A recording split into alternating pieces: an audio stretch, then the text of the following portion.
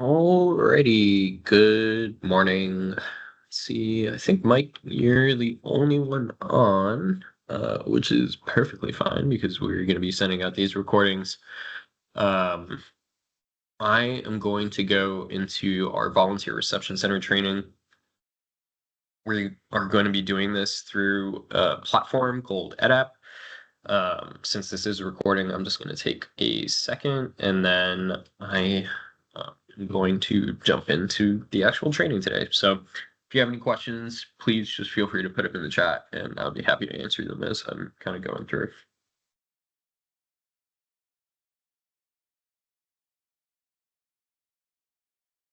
Alrighty. Good morning, folks. This is Michael Rojas, one of the disaster services specialists at the Disaster Services Unit at AmeriCorps, the agency. I'm going to be going through our volunteer reception center just-in-time training. This course was something that I created during my time with Volunteer Iowa as I was a disaster programs officer at the state commission and specifically worked to put together these trainings, especially with kind of the intention of a disaster just happened. What is the least that you need to know in order to set things up? So I'm more than happy to, for the folks who are actually on the recording today, answer any questions if you drop them in the chat or put them in Q&A. And then further, for anybody who's watching the recording, as long as I am still with the Disaster Services Unit, I am happy to answer any questions as it pertains to Volunteer Reception Center just-in-time training and any other recordings that have been brought to the DSU for myself. So appreciate you guys being here. I will just preface this again with this is truly something that we thought that this is the least that you need to know when it comes to actually operating a volunteer reception center, why they're important. We are using a platform called EdApp, which is just educational app. It's an online free platform that actually lets you create course content and has certain stipulations for whoever uses it. So you can create a course and you could actually send it out and you can track who went through this. So this is actually a great tool that we unfortunately never got to use during my time in Iowa. But if you are wanting to ensure that folks are going through a volunteer reception center training, you can track them. This platform actually gives you the opportunity to do so, and it prints its own certificates. So if you ever needed to track for your own purposes who is actually doing that, this is a really great way to do that. So let's go ahead and jump into our training. I'm going to be going through a couple things today when it comes to a volunteer reception center. Exactly why we do this, what's important to it, and then what's the least that you need to know to actually set one up and operate one efficiently. This course is supposed to be about an hour, hour and a half. If at any time you need to step away, feel free to pause the recording or step away and you'll be able to come back and actually see the recording. I won't be taking any breaks. I'm going straight through this content today and then providing the recording for anybody who would like to see it afterwards. So Volunteer Reception Center online learning module. We have a bunch of creative and interactive features, so just be aware. This was actually from a volunteer center executive director talking about the importance of volunteer reception centers and how much coordination during times of disaster is so important and why specifically this for her county had been so vital. So we really do praise Lauren and all of the work that she had done locally in Iowa. Just some acronyms off the bat.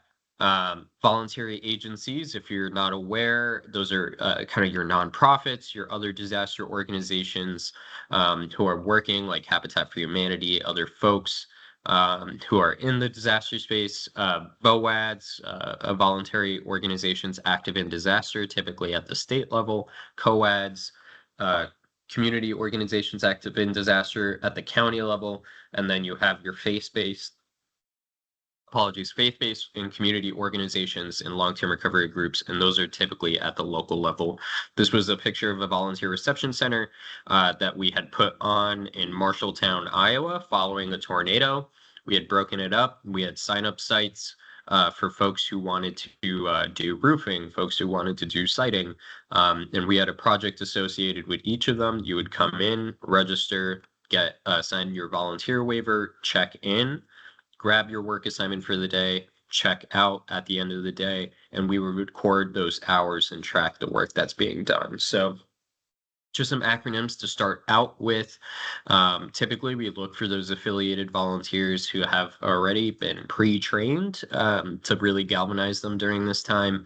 But we love spontaneous volunteers as well, and we'll talk a little bit about that. So just as some definitions, right? Spontaneous volunteers, if you don't know, individuals or groups outside of a recognized coordination system that are trying to come into the area, basically a neighbor, just folks who see it on the news and they want to go and help, and they show up in droves. And this can cause issues, obviously, with local infrastructure. If you don't have a place to actually house these folks, they can really drain resources rather quickly. So making sure that we have plans in order to coordinate these folks and track their hours is something that is increasingly more important and something that we do for a lot of outreach in general. Other groups, there may be, your pop-up nonprofit organizations that, really want to help, and they're trying to get coordinated, but they're really outside of, the emergency management types of groups or affiliations, rather. They have maybe done some disaster work. Maybe they're brand new to the scene and trying to get integrated. When we talk about other groups, that's who we'll be referring to. And your affiliated volunteers, like AmeriCorps, have been trained and are affiliated with emergency management and are attached to a recognized voluntary agency, which is AmeriCorps. For us, we're actually going to be heading down to Florida in a couple days, within the next 48 hours of this recording, actually. And we are linked up with the state emergency management, which is run through the state commission. And we have the opportunity with Volunteer Florida to get integrated and to know exactly where we are going to make the biggest impact. So that's always something that we try to kind of link up with our VRCs, is make sure that we're following those 4 C's in coordination, cooperation, collaboration, and communication, kind of the basis of all of our work. So considerations for VRC, whether you want it or not, spontaneous volunteers are going to show up. They will show up and they will do what they are going to do. If you do not have a coordinated plan, they are going to do whatever they want to do because they want to help. And if you tell them no, then they are going to go and try and find something to do, which sometimes can lead to trouble. I've seen it. I've run, this is my 15th or 16th. Hurricane Helene is my 16th, federally declared disaster. I've seen it many, many, many times. Folks just show up. They will assist with or without a defined plan, and a volunteer reception center will mitigate these factors, right? We do as much as we can, or hopefully we do as much as we can to do public education beforehand. But truly, at the end of the day, the best laid plans, it won't matter. They will show up. And we just do our best to wrangle the chaos, right? If you've ever seen it, there's a commercial about disaster. Really, it's kind of like wrangling a bunch of cats. It's pretty intense. So there will also be a drain of resources following a disaster. We have to make sure that we're planning for that. And like I said, despite our best plans, folks are likely to self-deploy, and making sure that we have messaging ready to go and making sure that we have a mechanism for them to actually go through is very important. So if you take a look at this is Joplin, Missouri. Right after their natural disaster, they had EF5, I believe, tornado go through, if not a very strong EF4, or F4 rather, and it completely tore through their community. So you can see some AmeriCorps St. Louis, AmeriCorps members here kind of scouting the area. They set up one of the the most efficient volunteer reception centers that we have seen to date, and we'll talk a little bit about that in a bit, and kind of the same breath of how they were able to manage that. So if you don't plan for these things, and we don't try and get a wrangle on it within the first 48 hours, 72 hours, even the first week or two, couple weeks, the situation can quickly get out of control. And not that I genuinely uh, think about this all the time, but public perception, it can be a really big deal during these times, and we really want to make sure that we're, at least trying to mitigate these things to ensure that we continue the trust in the communities that have placed, ourselves in the positions to lead them. So, like I said, a volunteer reception center, right? Name of the game, central location. You can have many volunteer reception centers. You could have a virtual volunteer reception center where people get information on where they're going in there. And then they have the opportunity to receive safety information. You get their information, you record their hours, and we're able to really take a nice organized approach to the chaos following natural disasters. What's great is that people always want to help. What's bad is that people always want to help. So we're going to talk about kind of that cadence of switching out from a in-person to a virtual VRC to give people a break. But typically after the disaster, VRCs are set up. Everybody's like, where are the VRCs? Where are the VRCs? And we really want to make sure that we're doing this in a coordinated way, in a collaborative way with other nonprofit organizations, other organizations, county emergency management.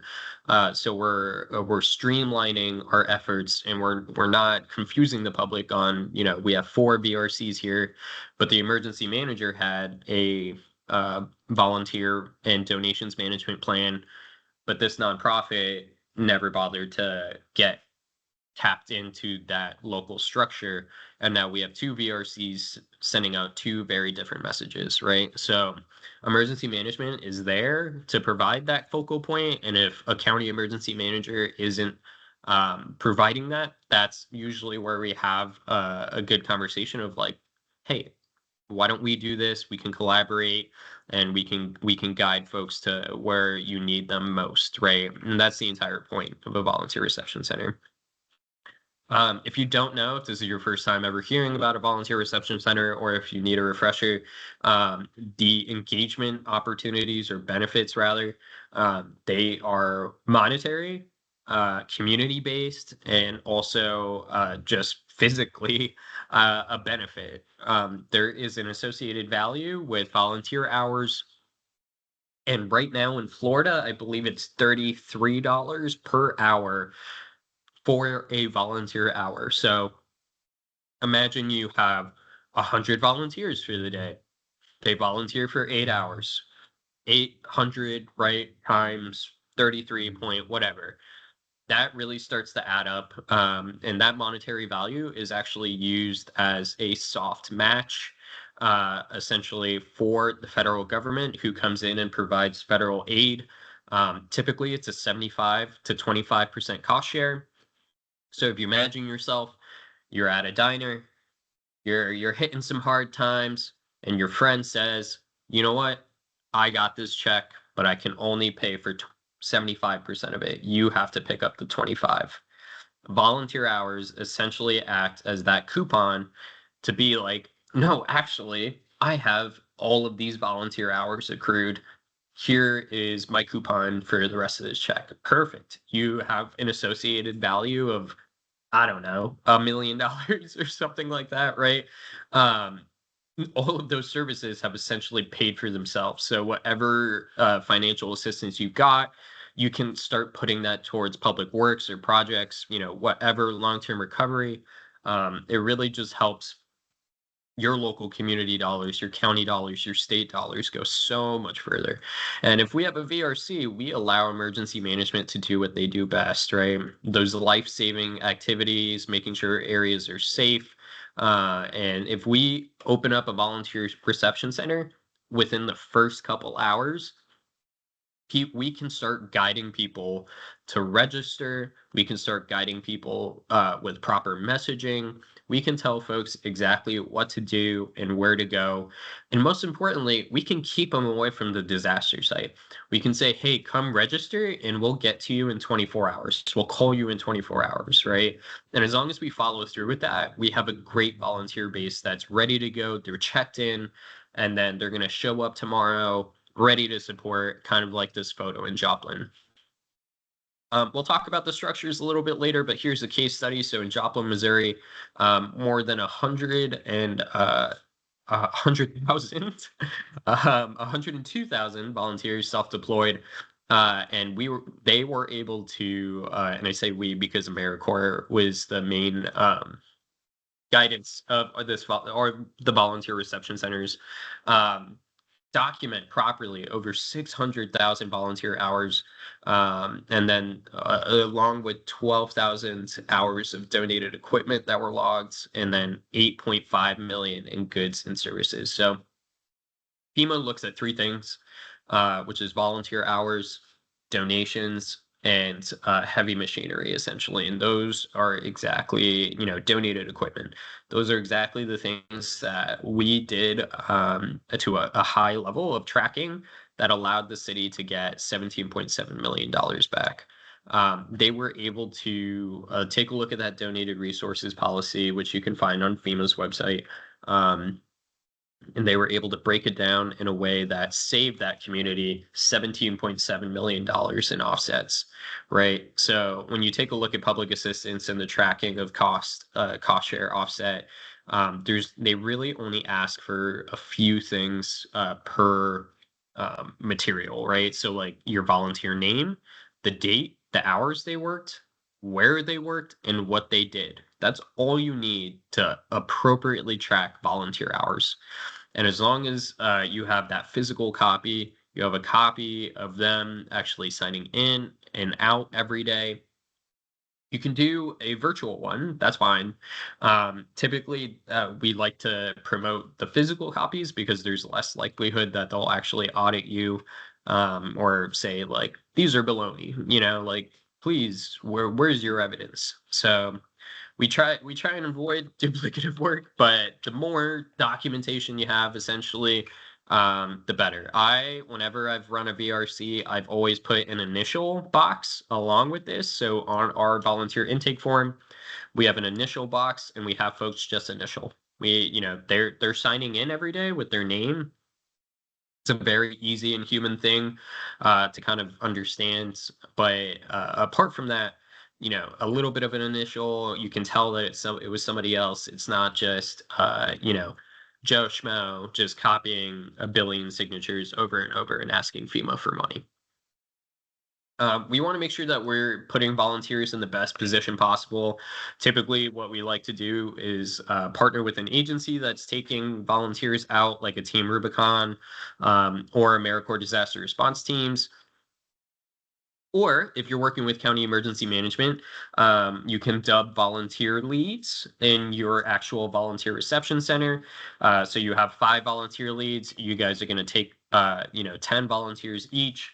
We're going to provide you transportation to the work site, and then you guys are going to do whatever cleanup or whatever work is necessary there. A lot of times it's nice to identify these volunteer leads in the past, or before the disaster.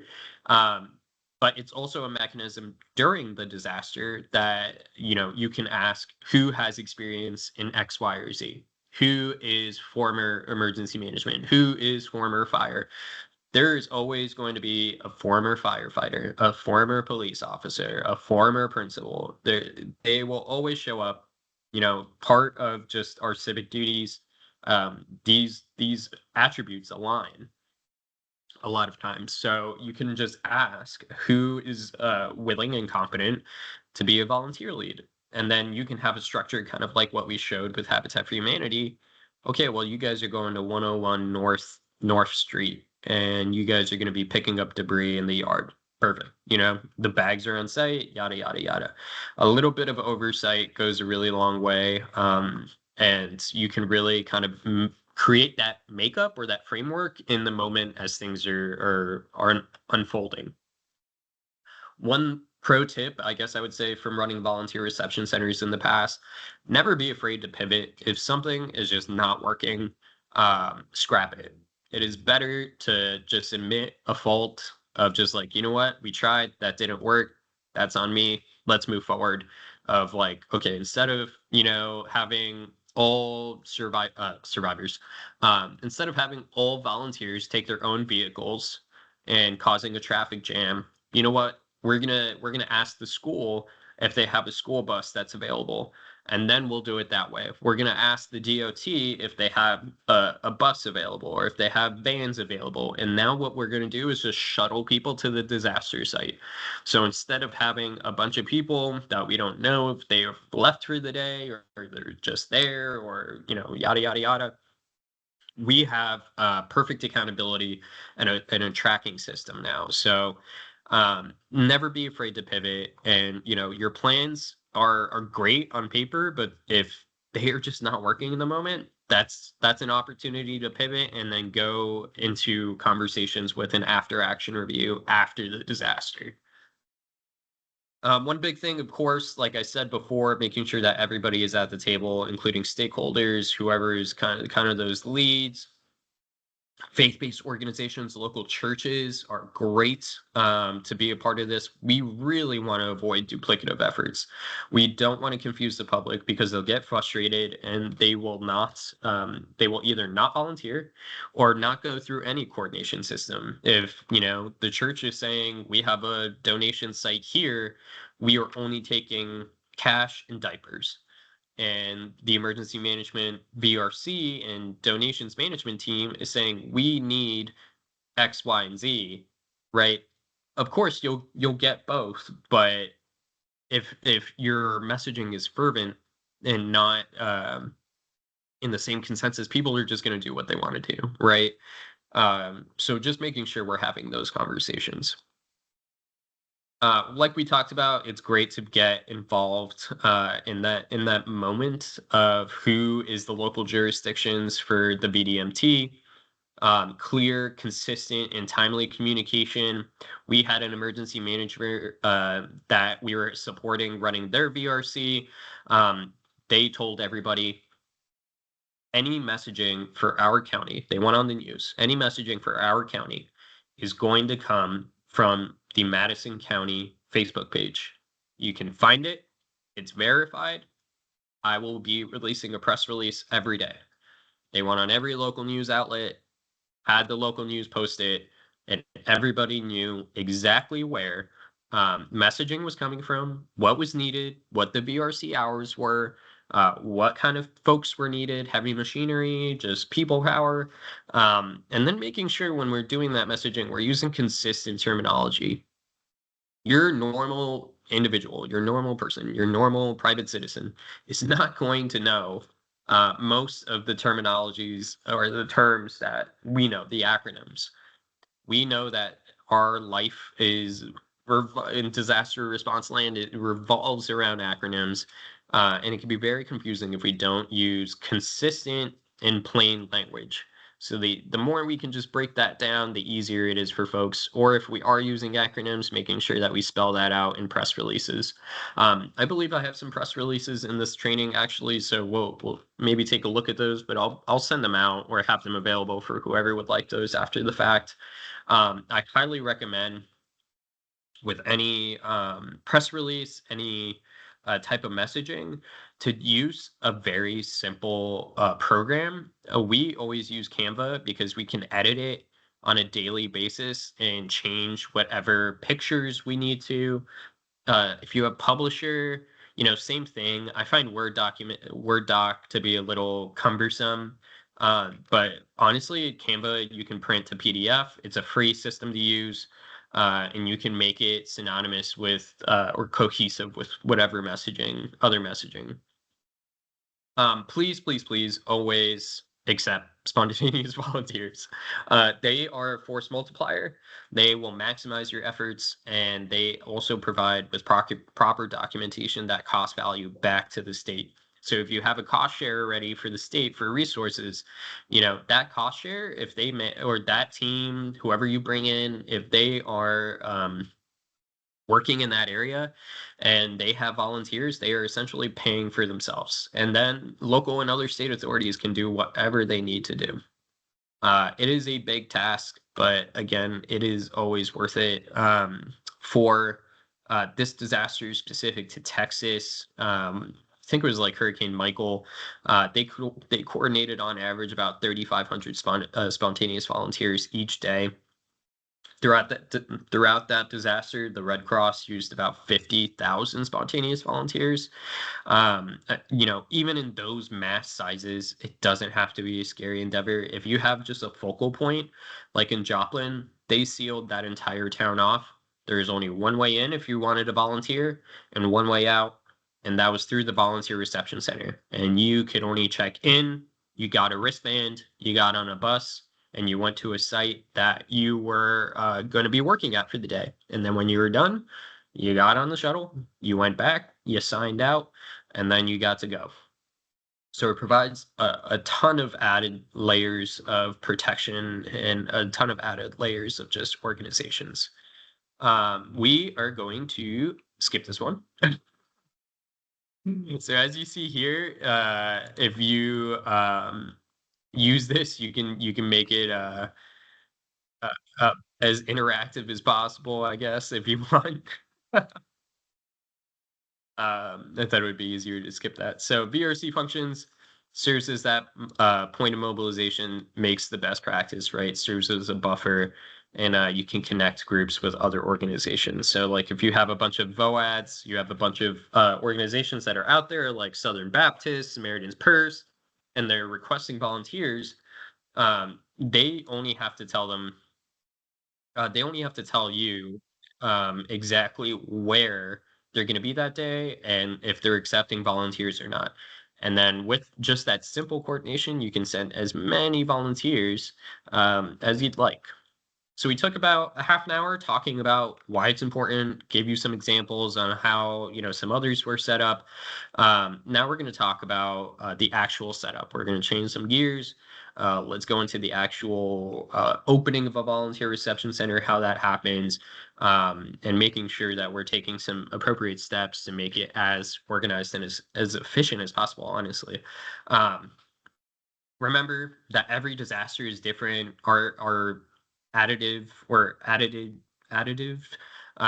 is that if you've been through one disaster, you've only been through one disaster. Every disaster is going to be uniquely and inherently different. I don't care if you've worked 5 hurricanes, every hurricane is going to be different. Every tornado is going to be different. There's going to be different geographic blocks. There's going to be different challenges, right? Maybe you don't have adequate transportation. How do you circumvent that? How do you move forward with that? All right, so let's talk about some VRC activation procedures. So a VRC may not be required in all emergencies, but should be planned for.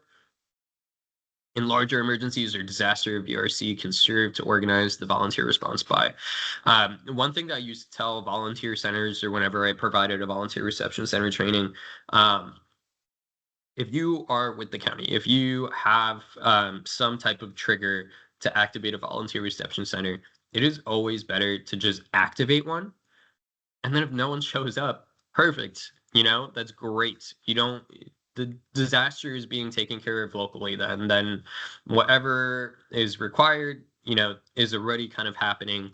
The worst that can happen with a VRC is that you get some pre-registered individuals and end up not needing them. The best is that you have a focal point of coordination and it shows the public, it shows the media that you guys are organized and this is where you should be registering. It's important to report their skills and make sure that we're obtaining adequate information. One big point of emphasis, I guess I would say, is that for most volunteer reception centers, if you are sending them out to just support a home that has been affected by a tornado or a home that has been affected by a hurricane, some systems have background checks integrated into them already. The Salamander system is one of those systems. That is a national-based emergency management coordination system where folks can put their ID in, and then they receive a badge to be part of the disaster. So every time they go in, they scan a QR code, or their badge is scanned. They're checked in for the day, and then they can check out. We just utilized that system in Iowa. We have a record of their information. Unless they are going to a specific vulnerable population that is required, or has background checks required, right? Like the elderly, youth.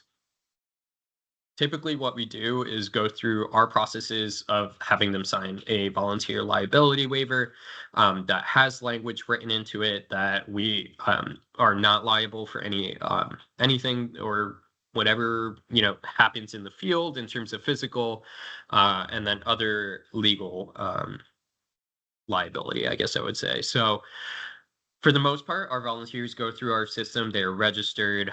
We have multiple points within a volunteer reception center of their registration. For most who are trying to or potentially have bad intent, a VRC scares them away. We have opened many VRCs and we have not had, knock on wood, wherever you have wood, we have not had any instances of malintent or any type of, action that was required either legally or through first responders. So we want to make sure that we are setting these things up to match the skills of the spontaneous volunteers. Ask questions. I think that's a big thing for volunteer reception centers. Ask questions. I had a woman who came into a volunteer reception center. She just wanted to thank us. She was like, "Hey, I'm a little bit older. My back is out. I really have to take care of myself. I can't go out with the youth," as she put it, with fresh backs to go pick things up and to go. One of the first things I asked her. Well, I was like, "Well, what's your background? What do you do? What did you do?"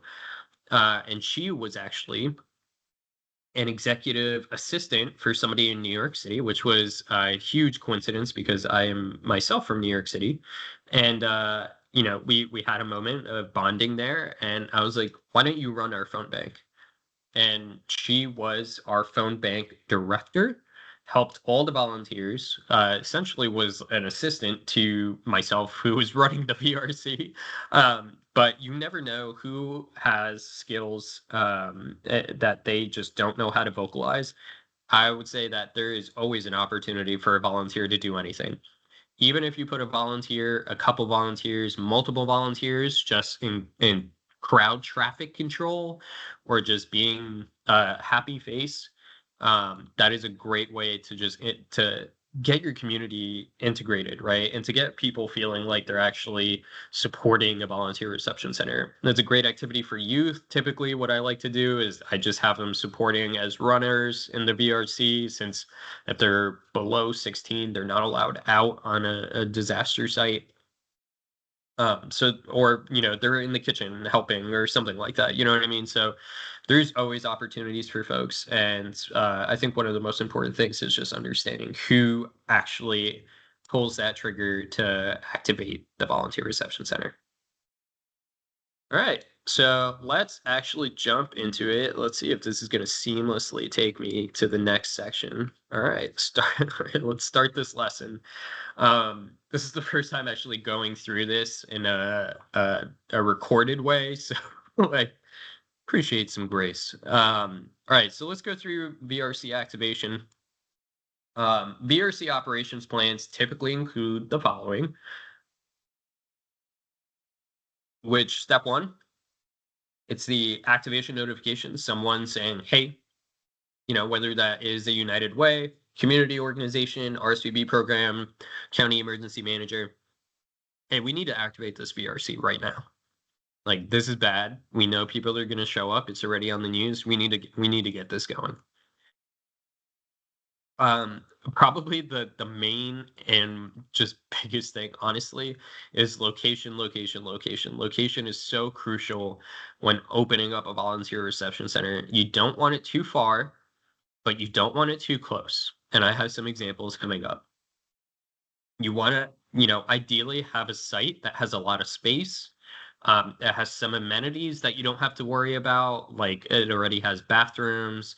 Maybe it has a kitchen where some folks can set up feeding. I always used to partner with the Salvation Army and Hy-Vee, which is a local supermarket chain in the Midwest. If anybody listening to this knows Hy-Vee, um, and they have their own disaster response.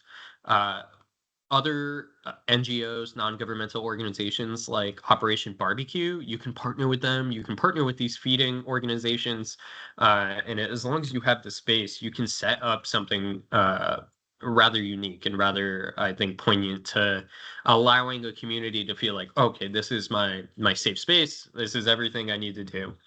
um, Volunteer registration and referral process, talking about how you're actually going to funnel your volunteers in. Typically, you should just have one entrance and one egress, and what that looks like if they have skills that you can't technically utilize in the moment. What your documentation looks like of referrals, how you're documenting those hours and what that type of work is, what you're looking for, what kind of volunteers you're looking for, and that safety and job training, right? So a lot of times, right, it's picking up debris, but sometimes for more skilled activities, you really need to have at least a safety briefing every day, talking with every group that's going to go out there. This is an added layer of liability mitigation. You're like, hey, we got them registered. On the registration sheet, it has information related to working safely. We talk to them about working safely. And as soon as we get to site, we talk about working safely, and they didn't. So that's not on us. Transportation plans and shuttling the work sites, we kind of talked a little bit about that. That's also great to have in your plan. And then maintenance of database and communications plan. Make sure you have something or try to get something that is organized kind of right off the bat. Google Sheets gets really crazy really fast. And just having, one or two people that are dedicated to each, right? It's hard to have your phone bank be a phone bank and then also try to manage a database, especially when you're getting a billion calls a day. So just make sure we're looking out for that. And then the most important thing, how are you going to pack everything up? And if there was a cost share, who's paying for it? And typically, in a federally declared disaster, you don't have to worry about this. But if it's kind of like a local emergency, that's more where the cost procurements kind of come into play. But demobilization, huge, huge, huge. As soon as you open up your VRC, as soon as you're at step 1, you need to be thinking about step 10. As soon as you open up a VRC, you need to start telling people what you anticipate the last day being. That not only gives them the opportunity to know how much time they really do have to volunteer, but also it gives you the opportunity to gracefully bow out without any public backlash. You never just want to, from one day to the next, say, hey, we shut down this VRC, right? You never know who's planning on bringing like 200 people to help you. So like I said, this was one of the sites following an EF4 tornado in Madison County. A lot of these examples are from there just because we had a successful VRC. One of the first steps is setting up a VRC, right, to identify a suitable location. We had the Madison County Fairgrounds a little bit away. The entire community knew what the Madison County Fairgrounds were. Fairgrounds are usually an awesome site to set up a VRC. You can see here, we had all of our heavy machinery operators in the back. We had our waiting area where we had all our folks waiting. And this is Diogenes Ayala, the emergency manager, who's doing the safety briefing. And luckily, we had a microphone with him. So this was about 7 miles away from our disaster site. It was a 10-minute drive. Dio had already had an MOU with the school. I later found out that's because his wife was like the vice principal. And they were able to commandeer 3 school buses. And these, or I think 4 in the beginning, these 4 school buses would do loops. So they would pick people up. We would give them the address to where they're going. We had a volunteer lead on the bus. and they knew exactly what type of work to expect, how to designate their volunteers to kind of get out there, and then we would send them on our way. And then every couple minutes, every 20 minutes, 30 minutes, every 10 minutes, depending on what the bus driver wanted to do, we would actually do loops and we would have people actually get picked up. So if you can see here, this is the Madison County. If you can see my cursor at the top of just where the little pin is, that's where the Madison County Fairgrounds were. That's where the VRC was. And then it was about a 10, 11-minute drive to Carver Road, which is where the main impact of that disaster was. So to get down to Carver Road, we kind of did the same thing. We had it blocked off, and we had folks that needed to come register first, and then we would go down. A lesson learned, or I guess something that I bought for our commission VRC Go Kit, which includes all of the materials, documents, signs, everything pre-printed, ready to go, was wristbands, actually. They don't need to be cute or funny or whatever. Just, highlighter colored wristbands would have allowed us to actually have more visibility on our volunteers. If you have a capacity to commandeer reflective vests, that's a great way to identify volunteers out in the field.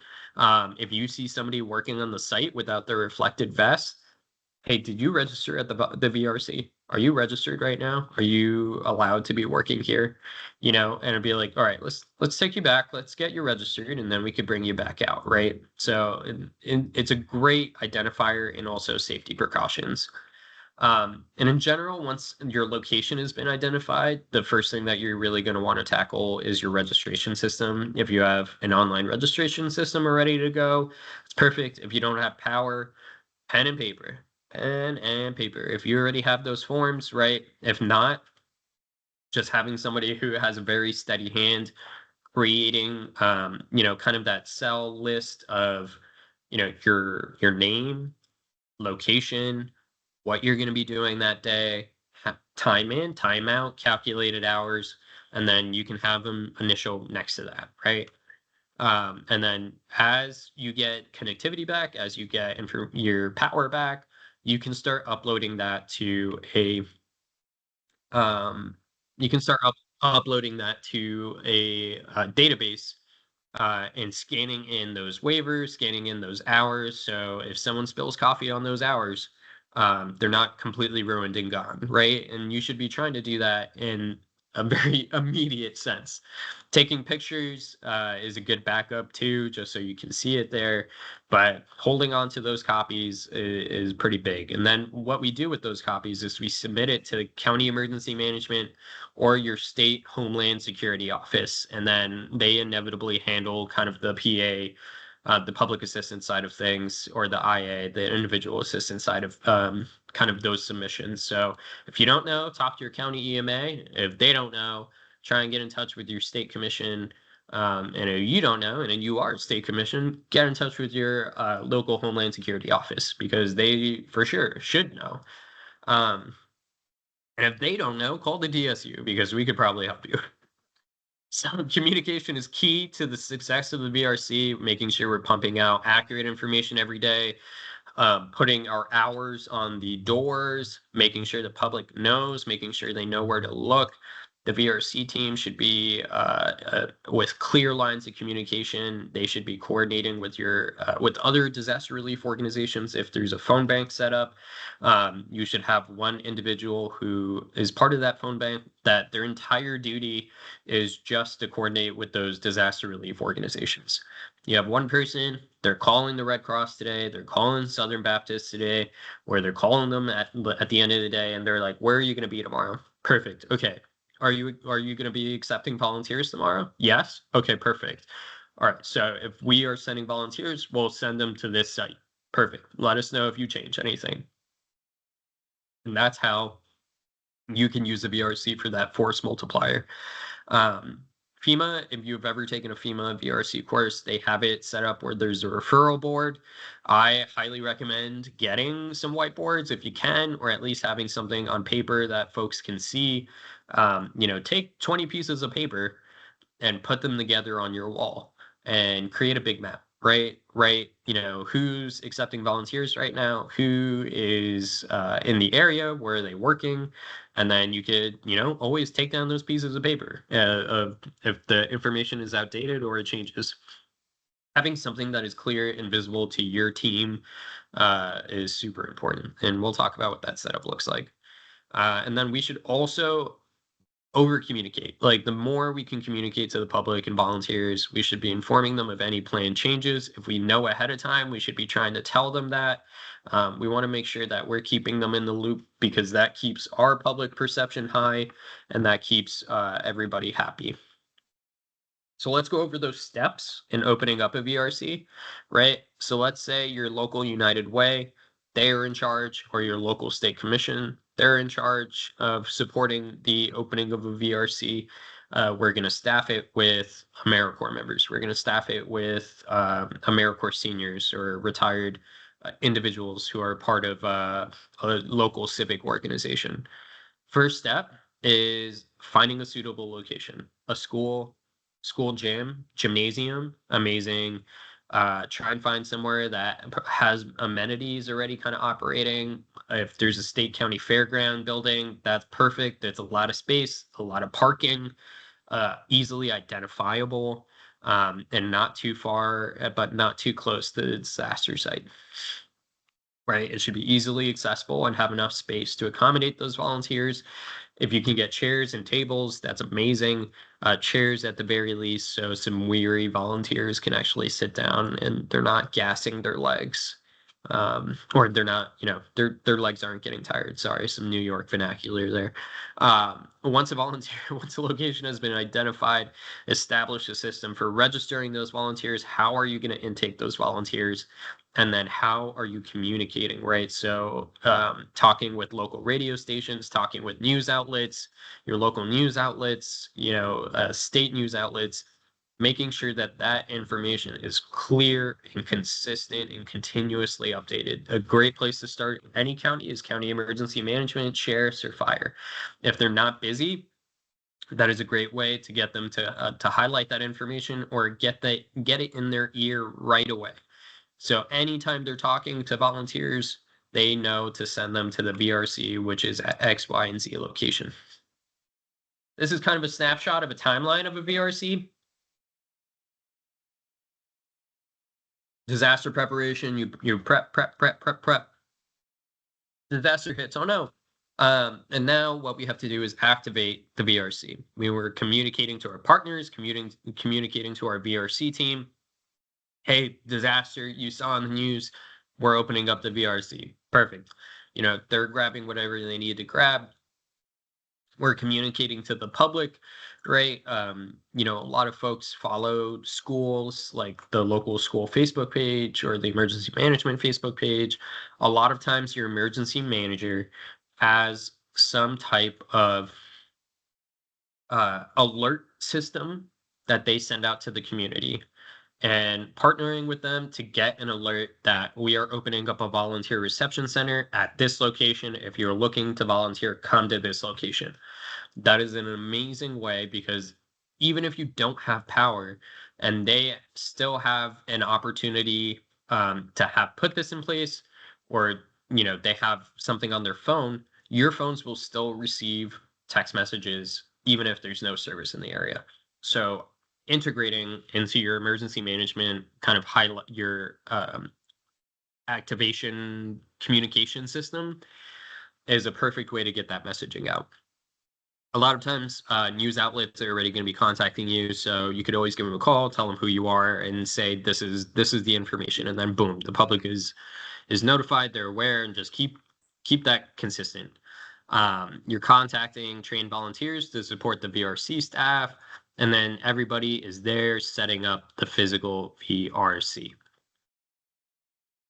Your main goal is within a couple of hours of the activation call, if someone's saying the VRC is being activated, let's go, is that you have your team staffed, supplied, you have an identified location ready to go. You have some go kits, which, even if you don't, you're just throwing as much office supplies and paper into a tub and you're bringing it to the VRC. You can figure everything else out. And then if this is a drill, perfect. You do an AAR, and afterwards, after you're done, do an AAR regardless. AARs are the best way to continue moving forward in a positive light. It's okay to fail, but let's fail forward. Everything, I mean, in my opinion, there's no such thing as failure. When it comes to disaster, it is just opportunities to grow and to move forward. So give yourself some grace. This stuff is really hard, and there's no right answer. It's the worst of like a moral conundrum. There is just really a gray area, and we do the best that we can. And then your team's going to get tired. Make sure they have coverage and you guys aren't working, like 15 hours a day. Typically on disaster, that's what we do, but just make sure you're watching out for one another. Call national service if you need help. That's our entire jam. Okay, so let's talk about the structure. If you know anything about incident command, it is based from the National Incident Management System. We provide that framework. It's command and control. It gives us an standardized on-scene all hazards incident management approach. What does that mean?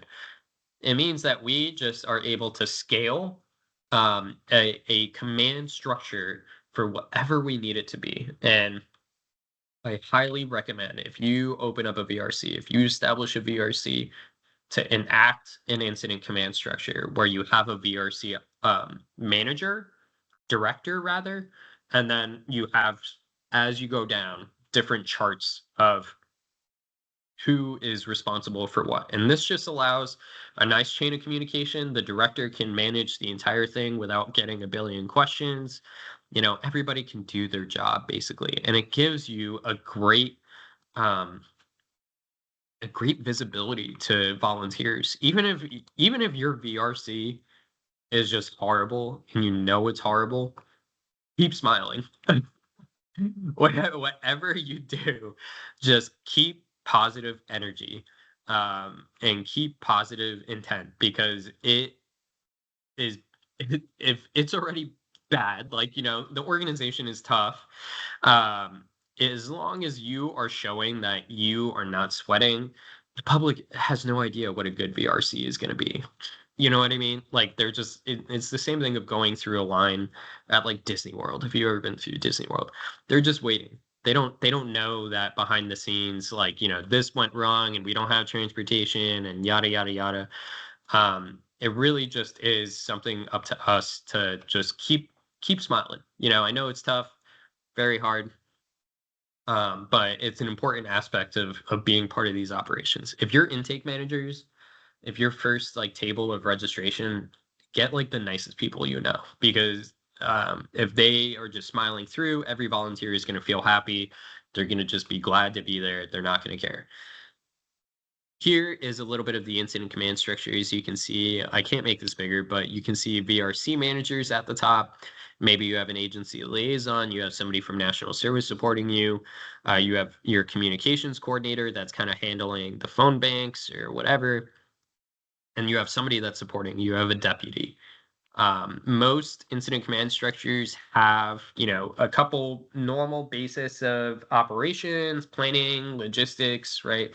So this is handling logistics is handling everything that we need. Planning is handling everything that we're doing in terms of, paperwork, documents, and operations is actually kind of like in the same breath of running it, at least from our incident command structure. So to actually go through and to take a look at how this is set up, you have a volunteer, they enter an area. This is a basic flow, right? And I think, yeah. So this is a basic flow. You have orientation and registration. I recommend, kind of in a fluid motion, you just have one straight line, or you make an L, or, you have a horseshoe kind of setup. You have your registration first desk. Trying to have this is typically going to be your pinch point, right?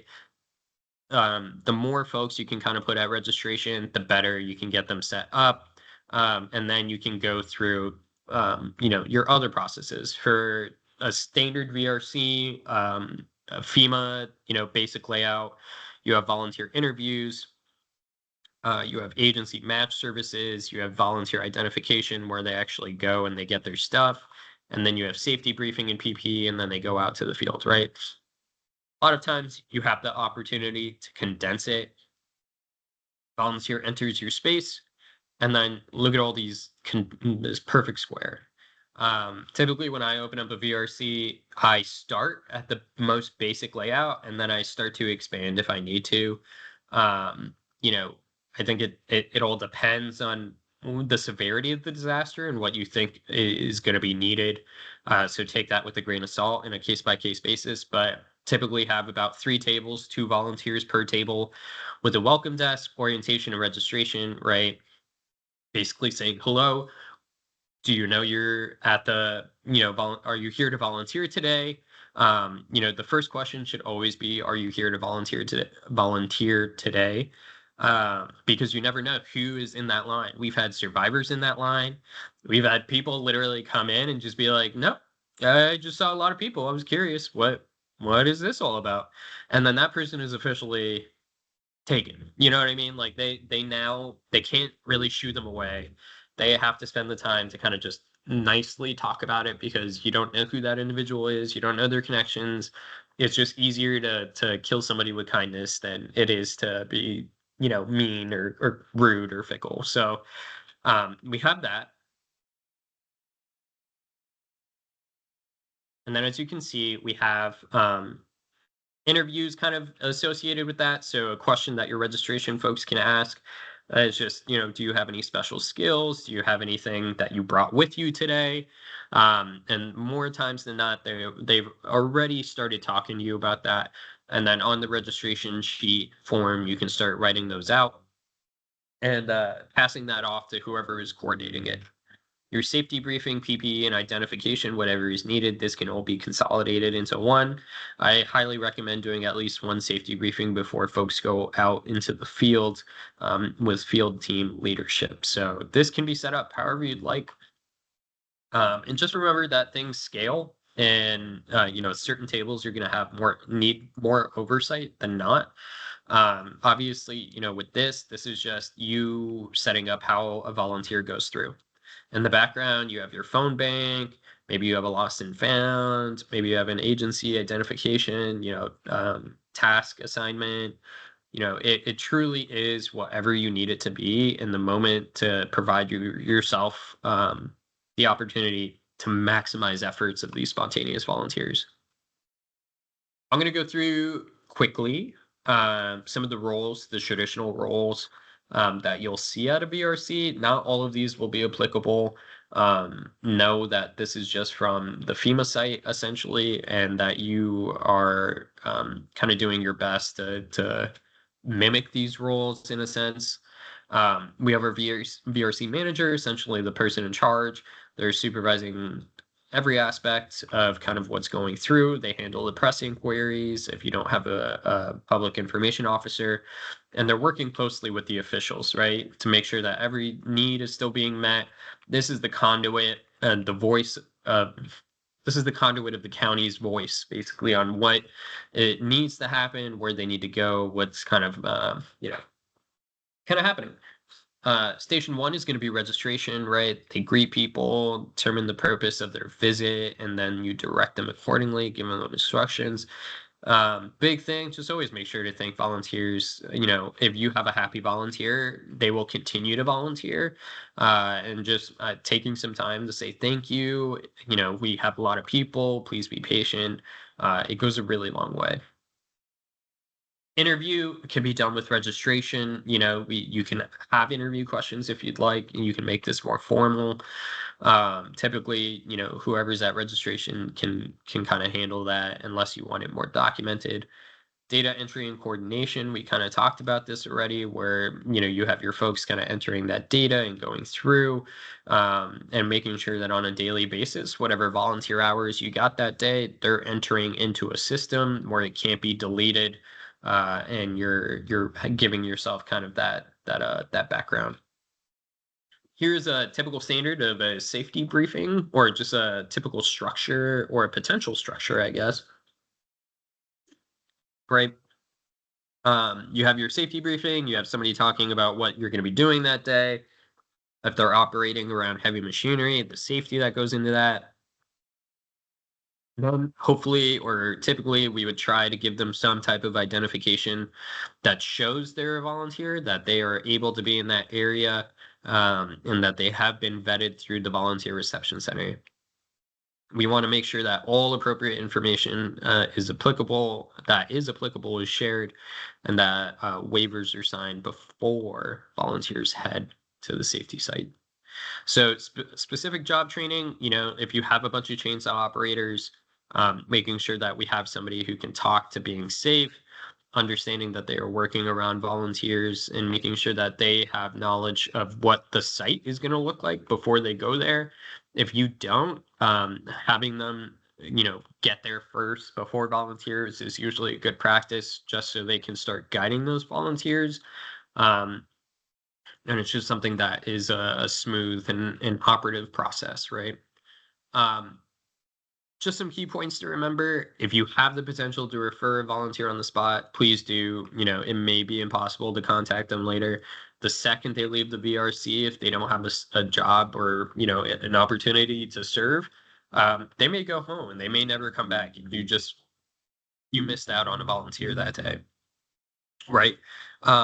Disaster registration differs from a normal volunteer intake, right? There's less time to really get their information. There's less time to get them into a quote unquote ideal situation. And, for that volunteer specifically, if they have special training or skills that are needed soon, and they are not needed now, right? That's typically that time where you try your best to get them like, hey, we don't need chainsaw operators this week. We're just clearing debris.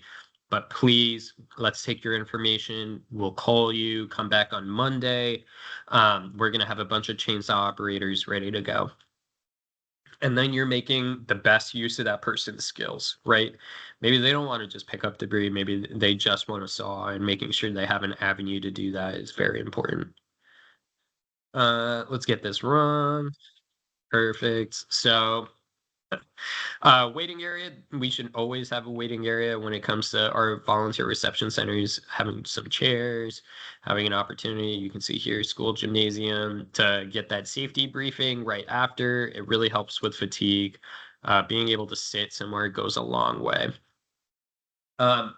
Not only during times of disaster are survivors and people who have been through the disaster in a really high temperament, right? A high emotional period. It is very likely that some volunteers are going to exhibit the same type of stress because they really just want to support. They want to get out there, they want to do good, and they don't want to go through these systems. They're like, why are you making us go through these systems? So an added pinch of patience and understanding, and helping them understand, and educating them on why it's so important to do this goes a really long way. I'll give you guys an example. When we had that VRC, nobody wanted to sign their name. Literally, first 10 people said, no, why do I have to do this? And I remember being there and hearing that, and every single one of those individuals, I went up and I talked to them and I said, please sign your name. We are looking to get a monetary value. Your hours aren't your work is important and is incredibly crucial for you, but your hours and this process is also incredibly crucial to the community. And then I was able to teach and show with our VRC just in time packet, which we'll send out to, exactly how to explain that to volunteers. And we never had another volunteer following that moment, with that education given to our registration desk, at, that was apprehensive to sign their name. So again, the pivot, taking an extra second to talk about it in registration really goes a long way, right?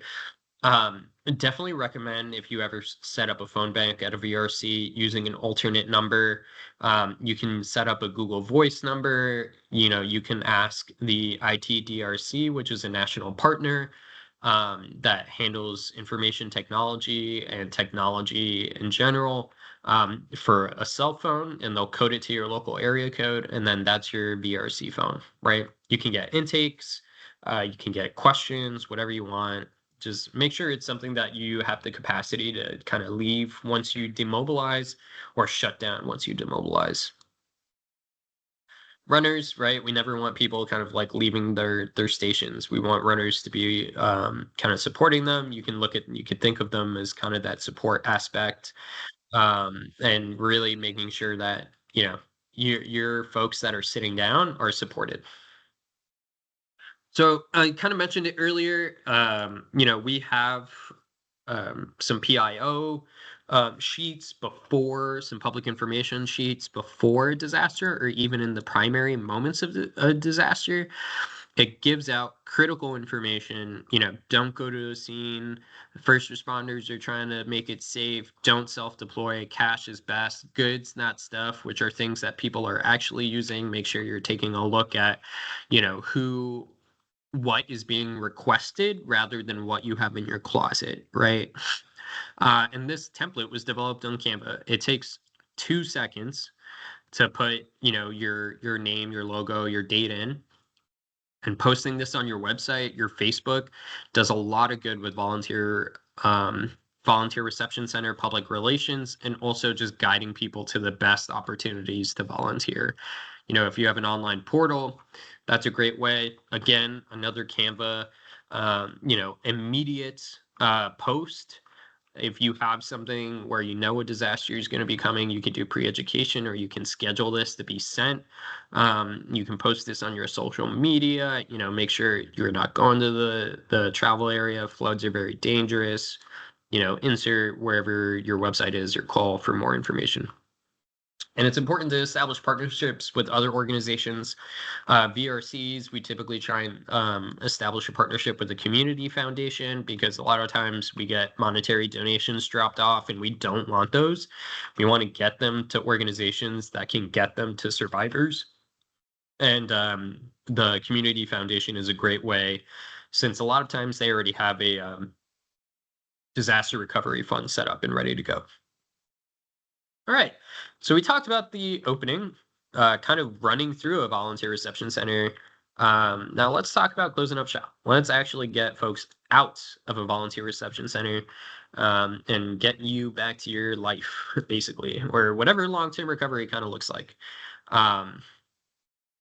We are just going to be going through this section. We just have a couple slides, not that many, and then we're going to be closing out. For kind of safety practices, we'll be sending some information out there, but for the most part, we'll walk you through demobilizing a volunteer reception center. Just know there's never a great time to close a volunteer reception center. It may be carried with some guilt. It is okay. It is better to demobilize your VRC with some meat still left on the bone, opposed to you're closing it too late, and you just have a bunch of people that are burnt out, and you're not really maximizing your efforts that way. Make sure you're talking with your team on what that looks like, how to pack up, where is everything going post pack up. And really, the fact of the matter is, after the first 2 weeks of every disaster, you are going to start to get less and less volunteers, and the dip is going to be significant. You have a crucial window to get volunteers right off the bat, and then typically your best option afterwards, when it starts to, you start out with hundreds of volunteers, and then you get down to like maybe 100 a day, and then you get to maybe 10 or 20 people volunteering a day. When you're at those low digit numbers, that is typically the time to talk about closing your VRC and moving it potentially to a virtual VRC. If you use any systems like Get Connected, Galaxy Digital, there are systems. Even if you have Microsoft Forms, set up a Microsoft form that says, how many people are in your group, when would you like to volunteer, what are your skills, who are you with, and then you can start to schedule out specific days where volunteer groups can come and support. Ultimately, if closing your VRC is the best option, we can talk about that and kind of what that looks like. Your checklist typically includes, what is your standard criteria for demobilization? A perfectly fine criteria is that you are tired. It is okay if you are burnt out to either try to pass it off to another coordinating agency, or just say, you know what, we did the best we could. We've been at this for a month. We are only getting 10 to 20 volunteers a day, maybe just 10 volunteers a day. I think we're going to close and move to a virtual option, right? Where that documentation is going, if you borrowed anything, where's that going? Cleaning your space before you give it back, talking about your mental and emotional health and providing those opportunities. And then when you guys feel like you are in a good place post disaster, doing a hot wash or evaluation of your plan. What does that look like? Revising your plan and then having your purchasing whatever you used or whatever was left, making sure that you're taking your supplies and topping them off again. Whenever the situation really has passed, it is important to properly close down your VRC. It includes, so we go from here, from starting up, this VRC, this was me, and I was running our kind of like phone bank agency rep director position. I had like 5 hats. And then we went here. And this was everything at the VRC. This is it. This is all you need, right? So we properly stored it at a local warehouse that the emergency manager had, and then they were able to utilize it at another time. So we think that equipment should be properly stored. Perfect. It's also important to conduct in after action reviews, kind of what went well, what could be improved, how to properly document the work. If you guys goofed on any documentation, submitting that. If, let's say you forgot location and FEMA came back to you and said, nope, you need location here.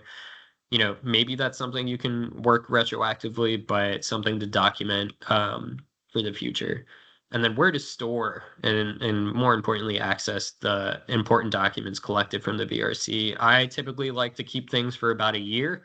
That's my burn rate. If it's past the year and nobody's asked for it, I ask Homeland Security if they want it. Otherwise, we shred them. And because it's all PII, which is public identifying information. We want to make sure that everything is collected and everything is going back to where it should be. We want to collect all hard file copies, store them appropriately, make sure that we put all of our copies, physical copies, on computer records, which includes scanning them or taking photos and uploading them. A lot of times your regular phone can just be used as a scanner.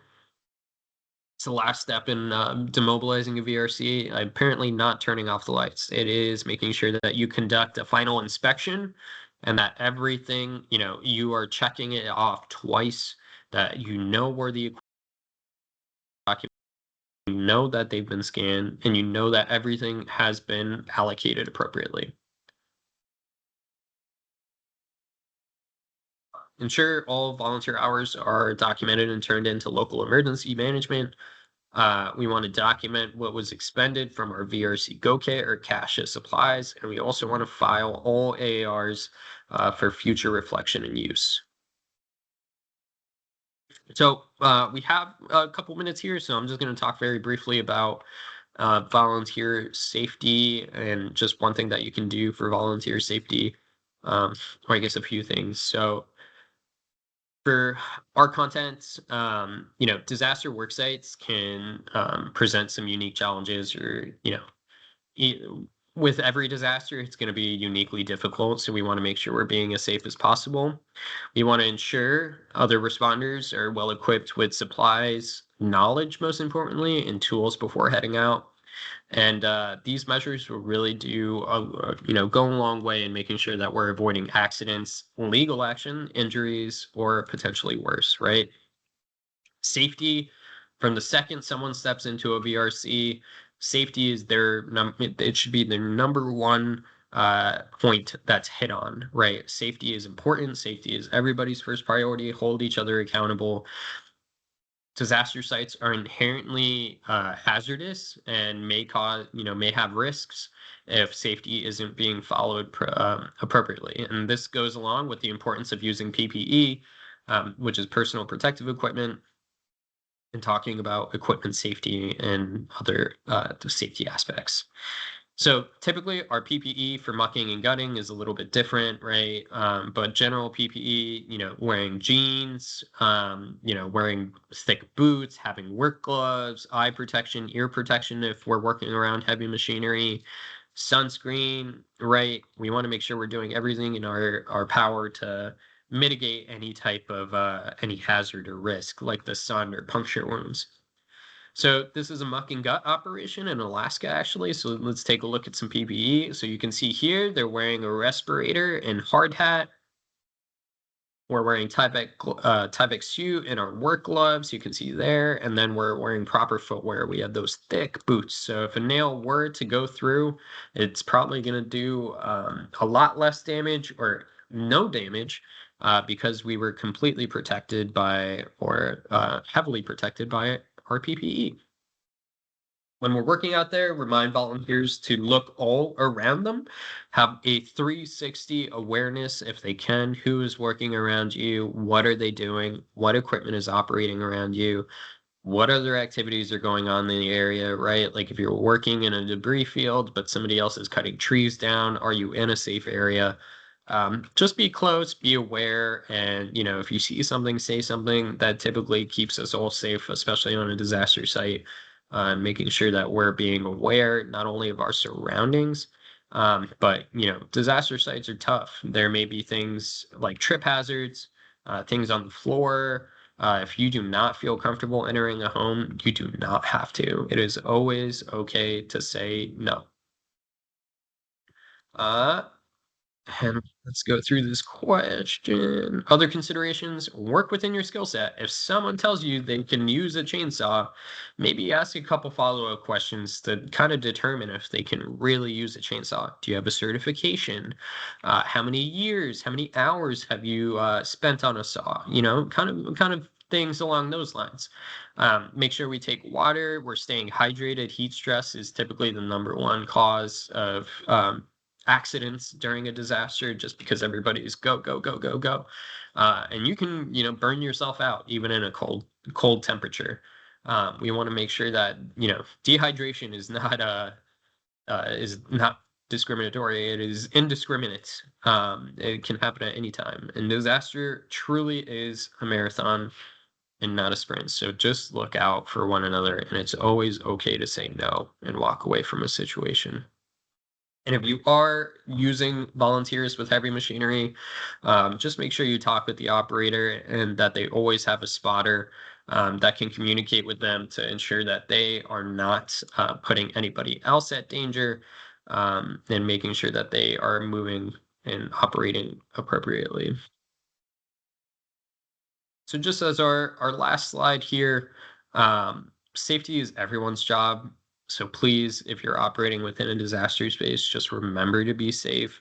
It's the most important thing that we should keep on our minds and in minds. And if you see someone that is acting unsafe, please be sure to communicate that with your volunteer lead or VRC supervisor. Everybody has the right to a space, a safe space that is non-discriminatory, and they feel comfortable with, even in a disaster site. So anything, please, say this to your volunteers out in the field, communicate this to your staff. We want to make sure that they are feeling good about volunteering, and they should. They're providing us a service, and a volunteer, I think, service in that way, or volunteer, forward facing opportunities go a really long way in volunteer retention. So should always, or in volunteer customer service, I guess. It goes a long way. So and that is our VRC training for the day. We went through opening up VRC, demobilizing a VRC, kind of some safety aspects. We did it in about an hour and 23 minutes. So I am going to stop sharing and close out this recording. But I appreciate everybody who is viewing this recording. If you have any questions, feel free